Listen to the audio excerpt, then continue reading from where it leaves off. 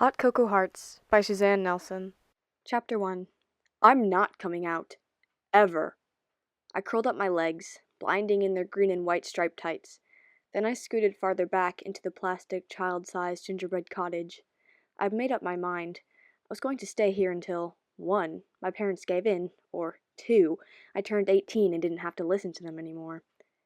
A red-cheeked Santa ducked his head through the tiny window. "Ho, ho, ho," he bellowed. "What's this I hear about a certain elf going on strike?" He winked.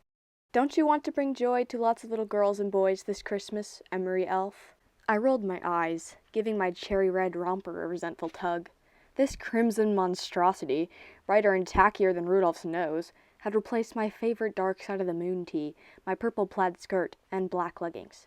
"Dad, would you please quit the Santa act already?" I groaned. "Break character? Never!" His blue eyes twinkled with annoying cheer. I grimaced. "I'm protesting Christmas." I motioned to the walls of the cottage. "I'm staging a sit-in." There was a pounding on the roof, which was only an inch above my head. "Emery Mason," Mom's stern voice hissed from outside.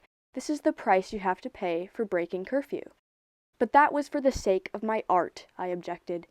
"You of all people should get that." I was hoping to appeal to her creative side, the one that made her chronically burn casseroles and lose car keys in favor of snapping pictures. If anyone could understand forgetting yourself in the moment, it was Mom. My plan didn't work. "You come out right now and do your job," she said, "or you'll be staging a sit-in in your room permanently." Sure, I'd broken my curfew last Friday night, but how could my parents blame me? The moon and stars had been so bright. The air had that crackling winter coldness to it, perfect for photography. I'd been at the park, trying to get a mood shot of the moon through a bramble of bare tree branches. I'd planned to be back home by 9, but forgot to bring my cell, so I couldn't set my phone alarm as a reminder. Before I knew it, curfew came and went. Now Mom and Dad were making me pay for it. Big time. It was bad enough that every year my parents became Mr. and Mrs. Claus incarnate, bubbling over with ridiculous amounts of holiday cheer. Now they dragged me into it, forcing me to work for them for the whole month of December, the busiest time for their portrait studio business. To make matters worse, they were running a Santa photo booth at the Fairview Mall, and yours truly was being put to work as Emery the helpful elf. I sighed, stuck on my plastic-pointed elf ears, and stood up, instantly banging my head against the roof. Then I crawled out the candy cane-striped door and into the nightmare before Christmas. The North Pole Wonderland photo booth hadn't even opened yet, but already there were 24 kids and their parents lined up for pictures with Santa, aka Dad in his beloved Santa suit. The Fairview Mall was crammed with bustling Saturday crowds eager for holiday shopping sprees. A manic, head-splitting version of Jingle Bells was blaring through the main concourse. Giant ornaments and snowflakes hung from the skylights overhead, and twinkling garlands draped across every inch of the second-floor railings. There was even an entire store called Holiday Heaven, stocked with every Christmas trinket, snow globe, or centerpiece known to mankind. And, even more ludicrous, the store was using 6 live penguins in its window display. The mall had gone Christmas crazy. "Look, Mommy," a child in the line shrieked. "It's one of Santa's elves."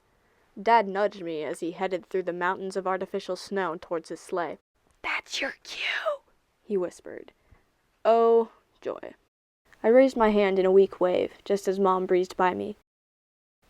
She said, "have you seen my camera bag?" She paused to take in my outfit. "And do you have to wear those black boots? Didn't the costume come with pointy slippers?" I shrugged. "Couldn't find them." I lied. In reality, my elf slippers were buried in the back of my closet. Besides, I'm not giving up my Doc Martens. Aren't the elf ears humiliating enough? I was praying that none of my other friends would see me in this getup, especially Sawyer Cade. He was the unspoken leader of the Undergrounds, the group I hung with at school. He was also the lead singer of Sweet Garbage, a band he'd started out of his garage. Just thinking about Sawyer was enough to set my heart racing. An image of him flashed before my eyes, his messy purple-tipped hair and amber eyes, that moody, quiet air he gave off when he was deep in thought over his lyrics.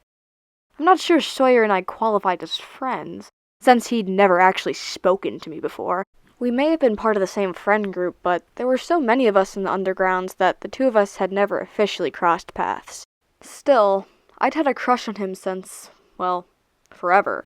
Mom waved her hand at me distractedly as she glanced around for her bag. Okay, wear the boots. She kissed my forehead, then gave the bell on my elf hat a playful tug. But work on the attitude, please. You're going to have a good time. You'll see. Maybe I would if you'd let me take the pictures. We talked about this. She puffed her cheeks in exasperation as she adjusted her lighting equipment. Parents want their kids' photos with Santa to be more... She paused, searching for the right word. Traditional. Oh, I get it. I kicked at an unsuspecting styrofoam gingerbread man in the snow, knocking him over. My photos are too weird for the holiday cards, right? I didn't say that. Her eyes met mine with a, let's not do this look. You know I love your style, but it's not the right fit for this type of thing. She bent to fix the fallen gingerbread man, then straightened as the blaring music suddenly stopped, and a voice came over the loudspeaker. Attention holiday shoppers, it boomed. This is an important security announcement. A penguin has escaped from the Holiday Heaven window display. It was last spotted headed for the fountain on the main promenade. Please report any sightings to the welcome kiosk as soon as possible. Do not attempt to apprehend the animal alone. Thank you. See, I said. Even the penguins want to escape. Mom glared at me. Funny, now, can we get ready to start greeting our customers, please? Fine, I sighed. And by the way, your camera bag is hanging around Blitzen's neck. I nodded toward the 9 plastic reindeer harnessed to Santa's sleigh. Relief swept across Mom's face. Thanks, sweetie. She slid her camera out of the bag, checked to see that Dad was ready in his sleigh, then smiled at me. Okay, let them in. I walked over to the front of the line, took the first photo order package from an eager mom, and unlatched the gate to the North Pole Wonderland. Hi there, boys and girls, I called out to the droves of kids. I struggled for an enthusiasm I didn't feel. Who wants to sit on Santa's lap? On cue, the boy at the front of the line stomped on my foot, the two behind him started whacking each other with candy canes, and a toddler in a red velvet dress burst into tears. The melody from my least favorite carol popped into my head. On the first day of Christmas, my parents gave to me some kids screaming miserably. And the day was just beginning.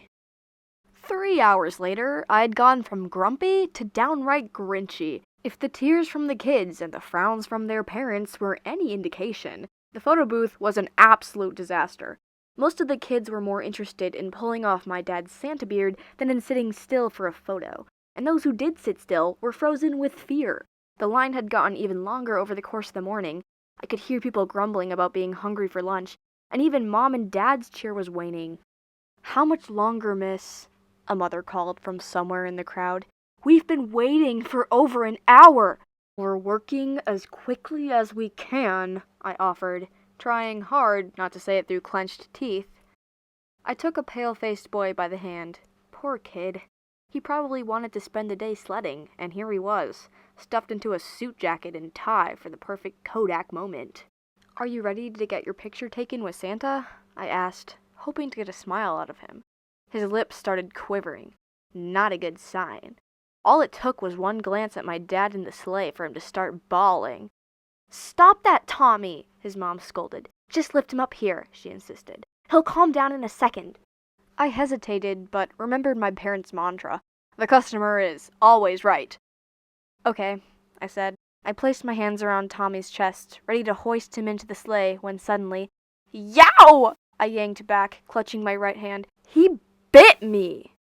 No, he would never do that. But I stammered in shock and fury while my dad gushed apologies, shooting me a warning look not to lose my temper. Tommy grinned triumphantly and ran into the gingerbread house to hide while his mom turned back to me.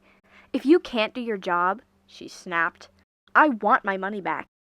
Fine. I handed her back her order form as I seethed, ready to tell her exactly what I really thought. I mean, what were Mom and Dad gonna do? Fire me? I wish. You know what? I started. Your son is hungry?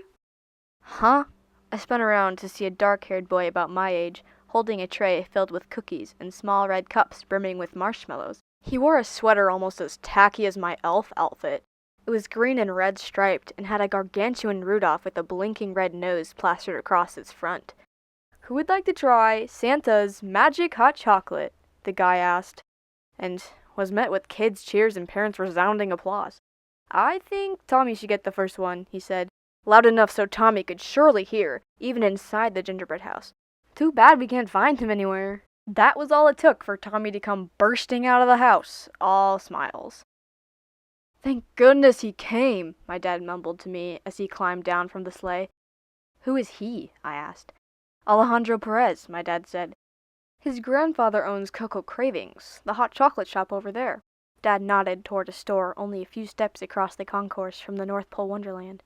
Inside, a white-haired older man I guessed was Alejandro's grandfather was standing behind the counter. We agreed to let them hand out hot chocolate samples to people in line to help promote their business. And I don't think it's going to hurt ours any either. I watched Alejandro as he wove through the line, handing out cups and making easy conversation with the customers. "You know," he said, bending toward one little girl conspiratorially, "Santa always drinks this on Christmas Eve, right before he delivers presents. It's made fresh at the North Pole." The girl giggled as Alejandro winked. His thick black curls hugged his forehead, and he was so cheerful that even his glinting dark eyes seemed to be smiling. He was definitely giving off that wide-eyed boy-next-door vibe. I might have even thought he had a kind of naive cuteness if I'd been in a better mood, but right now all I could do was stare, wondering how he could maintain that sappy expression amidst hordes of tantruming kids. It had to be an act.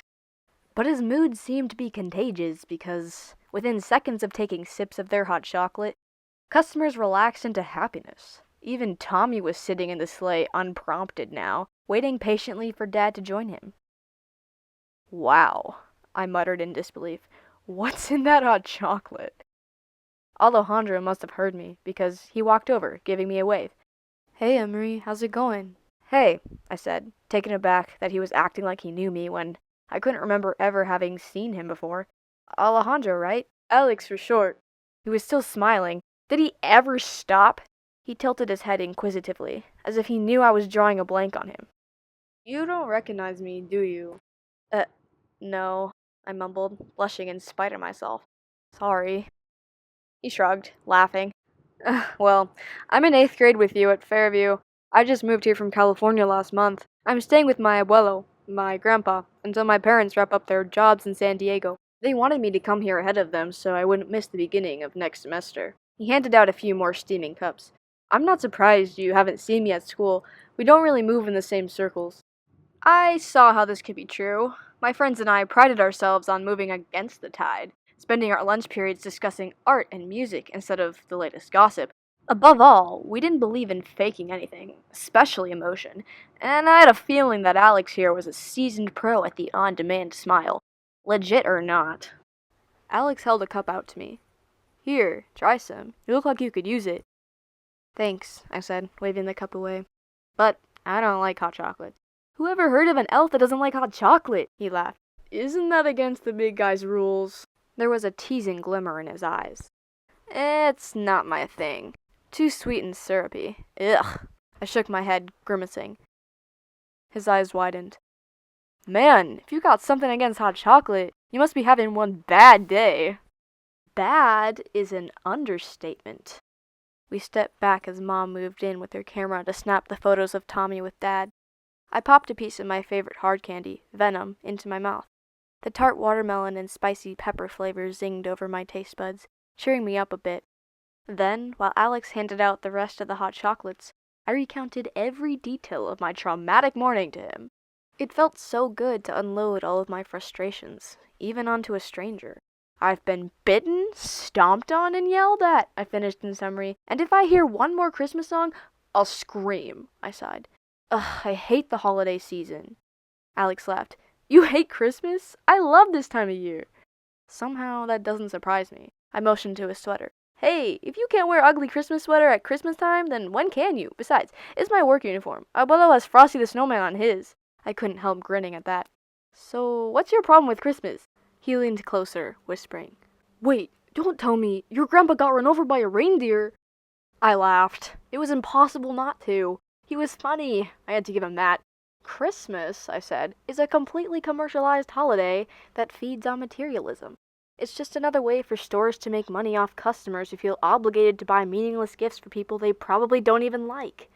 Whoa, Alex shook his head, holding up a hand for mercy. I wonder if they offer elf training workshops in anger management.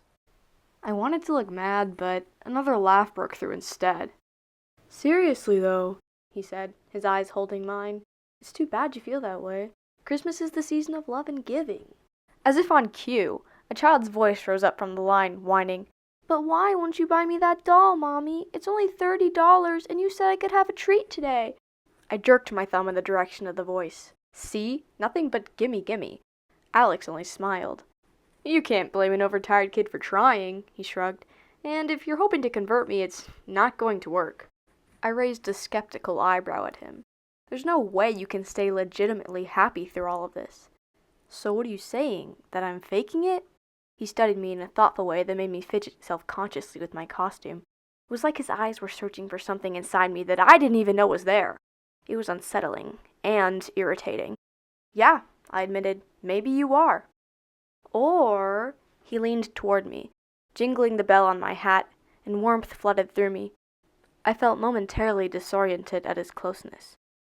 Maybe you're wrong, and maybe I can change your mind, starting with hot chocolate. I snorted, the spell broken.